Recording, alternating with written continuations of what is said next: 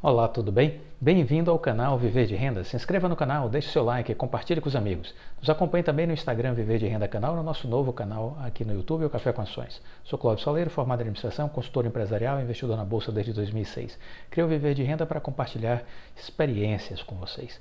A minha forma de pensar, as coisas que eu aprendi, as coisas que eu raciocino e muitas coisas que eu vivi. Minha experiência no mundo empresarial. Aqui eu compartilho com vocês gratuitamente. São mais de 700 vídeos, maratone todos. Qual o objetivo daqui? Nosso objetivo aqui é disponibilizar conteúdo, informações, conhecimento, experiência para que você mude de vida. Esse é o nosso objetivo. Se você tiver espírito de abertura, você vai conseguir olhar os ensinamentos que estão nesses 700 vídeos, nesses mais de 700 vídeos, e você vai conseguir iniciar uma reprogramação mental, porque eu fiz isso comigo e estou colhendo os resultados. Se você fizer também, vai ter resultados. Então você vai fazer uma reprogramação mental. Quem é pobre tem que deixar de pensar como pobre. Quem é classe média tem que deixar de pensar como classe média. Tem que aprender a pensar como os grandes empreendedores, empresários e investidores. Pensar como gente rica.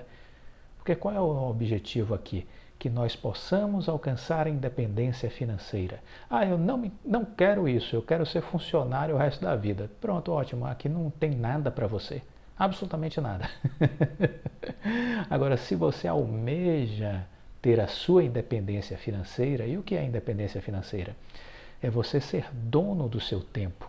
É você fazer o que você quiser, quando quiser. Entendeu? Conquistar as coisas que vão lhe dar uma segurança para quando você chegar numa terceira idade, quando você for se aposentar, você ter um padrão de vida diferenciado.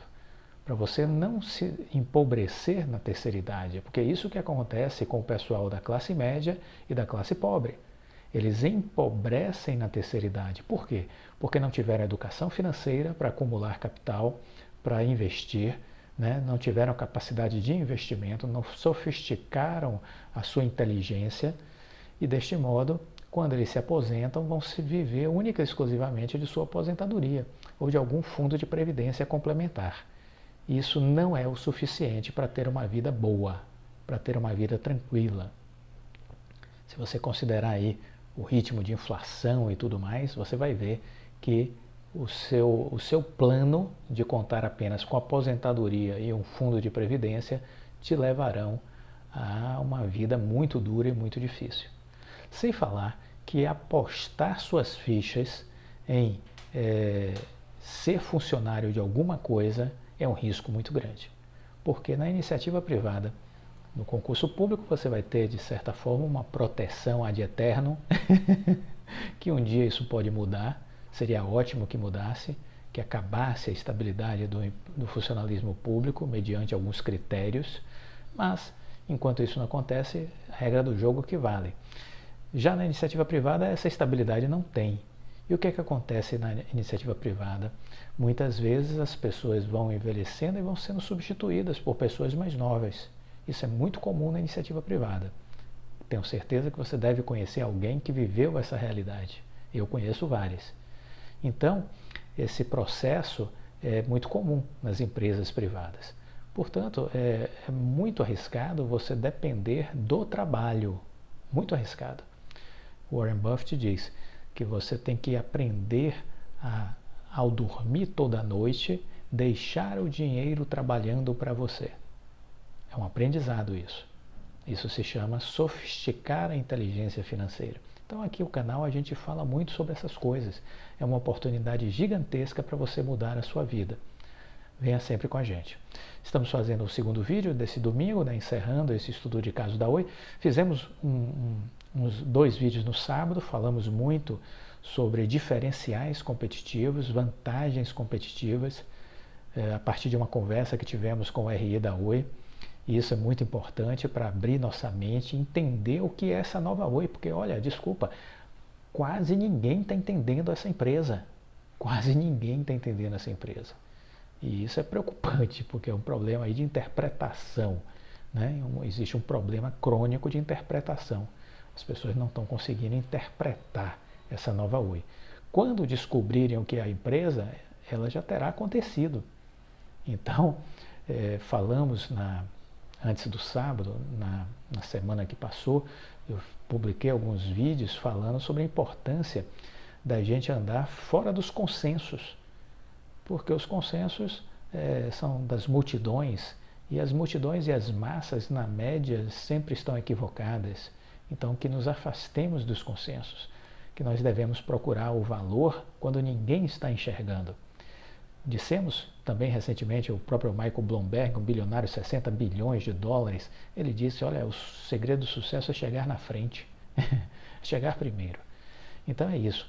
Temos trabalhado muito essa semana sobre essa coisa, né, da volatilidade, como você reagir às notícias, entender que notícias ruins geram desconto na bolsa. Muita gente fica apavorada quando tem correção, né? A bolsa caiu 4%, meu Deus, o que é que eu faço? É oportunidade de compra, cara pálida. É oportunidade de compra. Mas as pessoas não entendem isso, né? Mas os grandes empresários, os grandes investidores fazem isso. E aí a gente precisa aprender a pensar como eles, né? Então assista, muito vídeo, muito conteúdo que a gente publicou nesses últimos dias e acho que é importante que vocês assistam se vocês querem transformar a sua vida, né? Porque também somos as nossas escolhas. Tem gente que não quer mudar de vida, paciência, problema. A gente aqui quer se comunicar com gente que queira mudar de vida, aí sim, que tem espírito de abertura, que aí a gente pode ajudar. O espírito é esse, de ajudar as pessoas. Então, se a gente encontra do outro lado pessoas que estão motivadas a mudar, pronto, aí é uma combinação perfeita, porque a gente está transmitindo conteúdo, conhecimento que faz sentido para quem quer absorver, né? Vamos em frente. E aí, no domingo, a gente trouxe aqui a repercussão da live do Rodrigo Abreu na XP essa semana, né? Então, no dia 8, ele fez uma live com a XP e eu procurei aqui trazer as principais reflexões, as principais falas, os principais posicionamentos do Rodrigo Abreu, que vem em linha com o que a gente vem falando desde a semana anterior da nossa conversa com o canal de RI da Oi. Então, se vocês estão acompanhando os nossos vídeos, vocês vão ver que existe muita comunicação, muita aderência do que o Rodrigo Abreu falou na live do dia 8 com o que a gente vem falando aqui. Trouxemos também a importante notícia do posicionamento do CAD com relação à fusão da Unidas com a Localiza, né? É um setor que já era concentrado, 3 grandes players, Localiza, Unidas e Movida, e vão ficar apenas 2. E o CAD está autorizando isso. Isso é música para os meus ouvidos, porque apenas confirma o meu posicionamento desde o ano anterior. Desde 2020 eu venho dizendo, o CAD e a Anatel vão aprovar a venda da Oi Móvel. Não há o que discutir. Muita gente não se arrisca a fazer essa afirmação. Aliás, eu não vi ninguém se arriscando. Mas eu venho posicionando dessa forma sem medo. Por quê? Porque é análise de cenário. Isso é o desenvolvimento de uma mentalidade para fazer análise de cenário, de conjuntura, de contexto. Estudar e construir um cenário a partir do estudo que a gente faz. Às vezes pode errar? Claro que sim, errar faz parte do processo. Mas, quando você faz isso tendo uma base mais sólida de conteúdo, de conhecimento, de estudo, a chance de você errar é menor. E é isso que eu defendo aqui, que a gente nunca abra mão dos estudos e de adquirir conhecimento. Eu acho que isso é fundamental, certo? Também nesses vídeos agora do fim de semana falamos sobre a questão da estratégia do Oceano Azul e recomendamos o livro A Estratégia do Oceano Azul com uma fonte de aprendizado, porque aqui não basta apenas a gente entender a lógica de por que investir uma determinada ação, mas também é importante que a gente adquira conhecimento. E aí a gente traz um pouco desse conteúdo do livro, que eu recomendo que quem não leu, leia, porque vai ajudar você a construir um racional mais objetivo para olhar outras empresas também. Isso vai ser muito importante. Eu acredito que você vai conseguir evoluir o seu raciocínio a partir deste livro também para entender a importância das vantagens competitivas. Muito bem, dito tudo isso, eu queria aqui repercutir um pouco o que foi o dia seguinte da fala do Rodrigo Abreu nessa live, né, da XP. Começar pelo Valor Invest. A matéria foi: Nova Oi deve focar totalmente em clientes, serviços e atendimento, disse o presidente da Oi. A empresa pretende voltar a ter uma receita de 15 bilhões em pouco tempo. Então foi essa a notícia do Valor Invest. A Nova Oi tem como meta focar totalmente em seus negócios com clientes, serviços e atendimento, com a conclusão da venda do controle da unidade de infraestrutura, Infraco, com toda a infraestrutura de dutos da operadora. Ao mesmo tempo, a empresa pretende voltar a ter uma receita de 15 bilhões em pouco tempo, nas palavras do CEO da empresa, Rodrigo Abreu. Ele deu as declarações em evento virtual promovido pela XP, e a empresa está em fase de transição, com nova fase surgindo, com fechamento de operação móvel e conclusão do controle de infraestrutura. Isso é uma mudança estrutural, pontuou ele. De acordo com o executivo, a expectativa da empresa é que até o primeiro trimestre de 2022 a operadora conclua a transação de venda da móvel, bem como o controle de infra até o primeiro trimestre de 2022. Então esse é o deadline que a gente tem, vamos dizer assim, são os prazos máximos que a gente tem para a saída da recuperação judicial, primeiro trimestre de 2022. O que é que você acha, Clóvis? Eu acho que vai sair antes. Eu acho que o pedido de recuperação será antes, eu acho que a manifestação da Anatel e do CAD deverá ser agora em novembro, que o pedido de saída de recuperação judicial deverá ser em dezembro e a saída propriamente dita no início do ano que vem, certo? Provavelmente em março. Mas CAD e Anatel eu espero para agora, para novembro, e o pedido para sair já em dezembro. E a saída propriamente dita até março do ano que vem, porque aí tem um período para dar baixa dos ativos, de toda a infraestrutura, a divisão das empresas. Isso leva de 60 a 90 dias, entendeu? É uma operação complexa, como diz o CAD. Muita gente não entendeu isso, o que é uma operação complexa.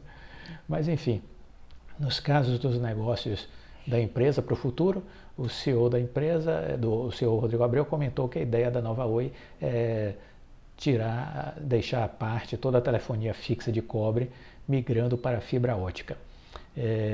Ao falar sobre a banda larga, ele comentou que a companhia ganhou muito mercado de ultra banda larga nos últimos anos. De acordo com ele, a fatia de participação saiu de 4% no primeiro trimestre de 2019 para 24% no segundo trimestre de 2021.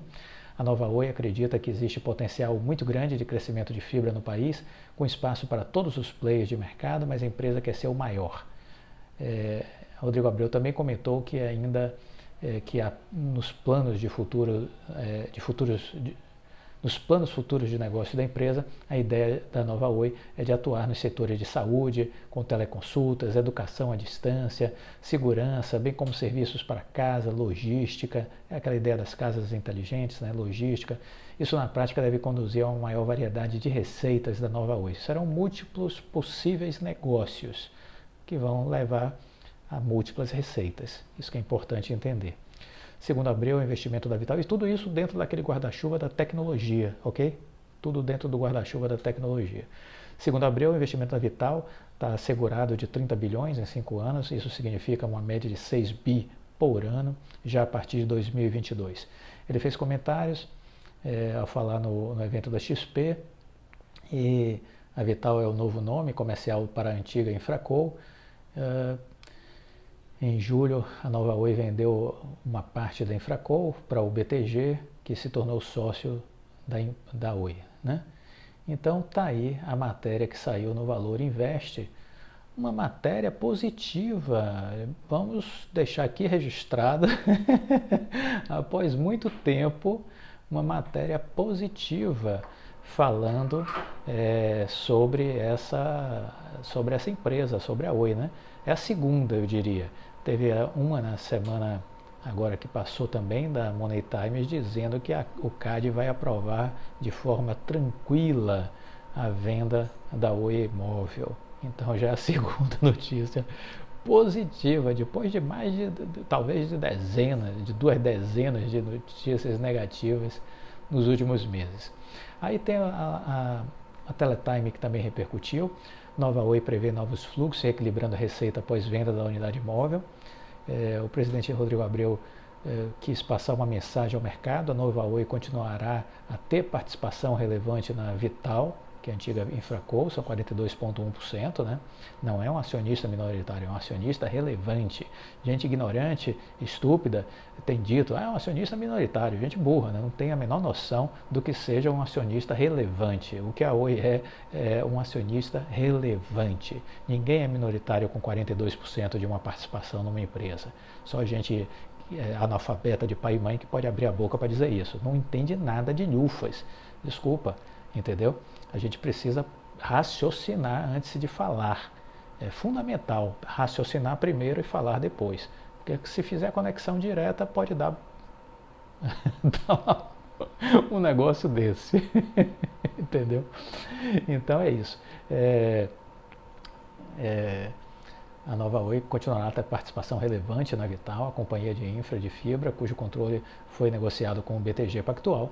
Na visão do executivo, essa visão mais abrangente do futuro da operadora é importante até para considerar toda a valorização que a Vital vai ter, tendo em vista uma possibilidade de novas receitas, lucro operacional multiplicado com novos serviços e que no futuro podem ser segregadas também.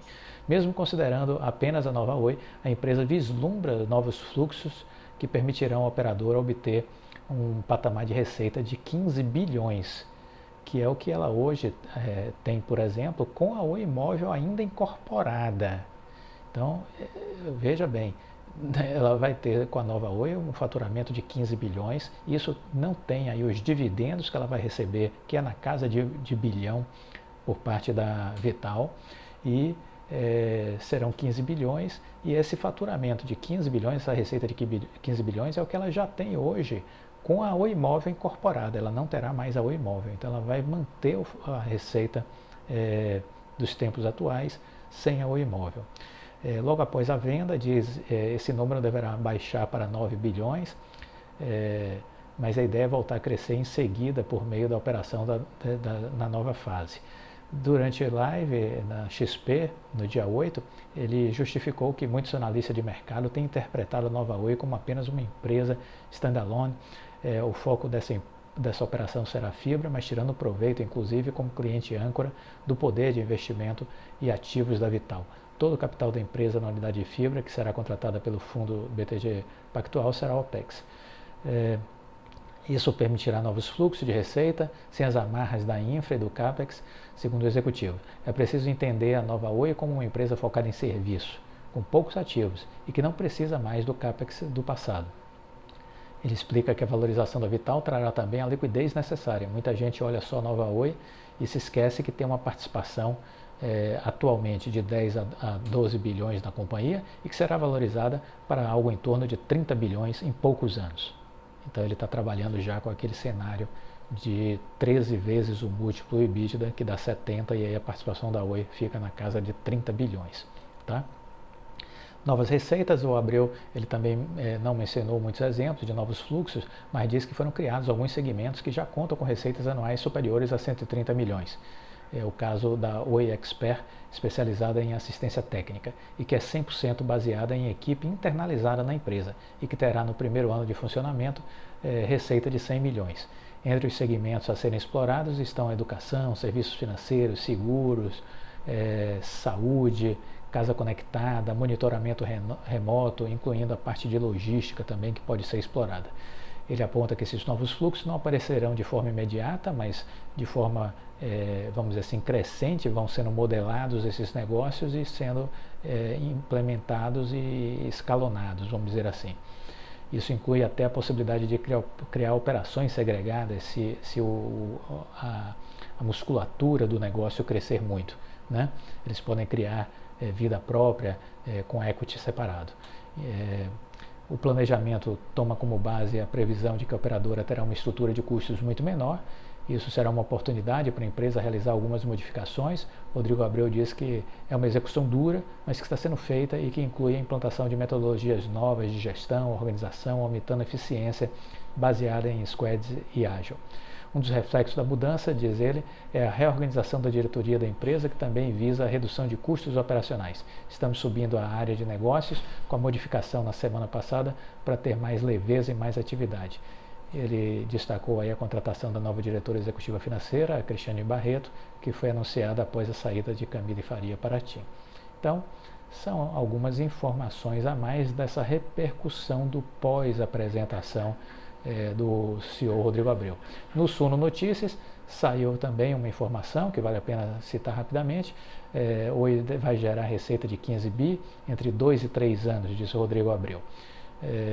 E aí a Suno também repercutiu essa notícia. Em julho, destacaram, a Oi vendeu 57,9% do capital social da Infraco, ao aceitar a oferta do BTG Pactual, que colocou na mesa a estrutura da Globinet de cabos submarinos, mais 12,93 bilhões. De acordo com o Rodrigo Abreu, a expectativa é que até o primeiro trimestre de 22 a Oi conclua a venda da móvel, bem como da parte da infra. A empresa está em fase de transição, com a nova fase surgindo com o fechamento da operação móvel e a conclusão do controle de infra. É uma mudança estrutural e a ideia da nova Oi é isolar a telefonia fixa de cobre, migrar para a fibra ótica, e destacou que a empresa expandiu o seu mercado de ultra banda larga nos últimos anos e vê um potencial muito grande ainda para crescimento de fibra no país. A fatia de participação de mercado da empresa saiu de 4% no primeiro trimestre de 2019 e foi para 24% no segundo trimestre de 2021. Então, um crescimento acelerado, gigantesco, e isso significa dizer que há muito ainda por ser feito e essa empresa aos poucos vai se fazendo entender pelas equipes, né, das casas de análise, das corretoras, dos bancos, que ainda há muita gente com pouca informação, com pouco conteúdo, com pouca compreensão a respeito dessa nova Oi. É isso que é a verdade dos fatos. Por isso, uma produção muito grande de matérias pejorativas, de comentários pejorativos, de pessoas que realmente têm uma dificuldade muito grande de compreensão, de interpretação de texto, entendeu? E que realmente mostra que o nível está muito baixo das pessoas que estão comentando sobre o mercado financeiro. Mas há de se melhorar, tudo se melhora com o tempo e a gente torce para que essa mudança aconteça. O fundamental é que você estude para que você chegue às suas conclusões, que você não fique refém nem de analista de banco, de corretora, muito menos de gente na internet. Você precisa ter a sua capacidade de conhecimento, de entendimento, de interpretação para fazer as suas escolhas. São as suas, de ninguém mais. É isso que é importante. Rodrigo Abreu também explicou que provavelmente, com relação ao 5G, talvez não participe, ainda espera a publicação do edital. No caso da frequência de 3.5 GHz, que é a principal banda que vai ser negociada, ele não é algo que desperte interesse da Oi por conta da venda da Oi Móvel, mas que existem outras frequências que de repente podem interessar por conta da conexão de fibra ótica. Mas tudo vai depender de que contrapartidas serão exigidas, né? E só a partir do conhecimento do edital é que haverá uma definição final sobre participar ou não do leilão. A priori, a Oi a princípio está fora do leilão, mas pode mudar de ideia a partir da publicação do edital. Por fim, uma última matéria que eu queria também compartilhar foi da minha operadora. A Oi Vital não deve participar do leilão de 5G para a faixa de 3.5 GHz. Ele falou sobre o leilão, sobre o futuro da empresa, e destacam aqui que nessa faixa do leilão do 5G para a faixa de 3,5 GHz não há interesse, ele já anunciou isso, e que a operação móvel foi vendida, né? Tá praticamente fechada, esperando apenas as questões regulatórias. Essa é a principal banda que vai ser harmonizada em caráter global para o uso da tecnologia do 5G. Já em relação a outras frequências, ele disse que a Oi vê potencial sim para participar, assim como a Vital, e que para isso ele espera a publicação do edital para ver se realmente vale a pena por conta de contrapartidas, de exigências que possam ser feitas. Então, isso foi um pouco da coletânea de notícias no pós-apresentação do Rodrigo Abreu, né? Eu fiz questão de fazer esse giro para vocês entenderem um pouco essas colocações e assim a gente entender que Precisamos sim acompanhar as notícias, as informações, mas o que a gente precisa é fazer o nosso estudo, fazer o nosso dever de casa, construir a nossa tese de investimentos. Nós não podemos ficar de forma alguma sendo guiados por notícias ou por análises de terceiros. Nós temos que construir as nossas análises, nós temos que construir as nossas estratégias de investimentos. Ao fazer isso, o conhecimento é fundamental. Será o conhecimento que vai nos dar a base para decidir de forma mais acertada, minimizando as nossas possibilidades de erro. Só para fechar esse vídeo, eu queria lembrar que além de tudo isso que a gente já falou, a gente não pode esquecer, até pelo que a gente conversou com o RI, existe aí uma expectativa da Oi, um estudo feito, de que eles têm um direito a um crédito tributário na casa de 14 bilhões. Isso é importante lembrar. Tem a questão da arbitragem com a Anatel, que isso pode também gerar alguma coisa na casa de bilhão. Então vamos aguardar também essa questão da arbitragem, que é algo que vai ser definido provavelmente até o final de 2023. Né? Então essas são algumas coisas importantes para a gente ter também no nosso radar. Uma outra coisa é lembrar que o próprio Rodrigo Abreu fez menção de que hoje o universo de pessoas físicas, que no passado não muito distante, foi de 86%, está agora na faixa de 50%. Ou seja, houve um expurgo nessa última queda aí desses últimos meses da Oi, houve um expurgo aí de muita gente que abandonou o papel. Então desceu aí de 86% para algo em torno de 50%, e cresce nesse movimento a participação de investidores mais qualificados, porque estamos vivenciando essa mudança do perfil dos acionistas da Oi. É isso que a gente está assistindo. Na minha previsão, é o que eu já venho dizendo desde o ano passado, o que podemos esperar é, na saída da RJ, da recuperação judicial, teremos no máximo 12% de pessoas físicas. O resto serão os fundos de pensão, fundos de investimentos, investidores estrangeiros. Fundos de pensão, fundos de investimentos, investidores estrangeiros. É isso que vai estar com as ações da Oi nas mãos. E essas pessoas provavelmente com um perfil de investidor de longo prazo ou de um período de tempo maior, né, que não vai viver de volatilidade, que não vai viver volatilizando as ações, especulando as ações. A especulação tem data para acabar, é a saída da RJ. E aí a gente tem os grandes investidores fazendo posições e ampliando suas posições muito provavelmente. Né?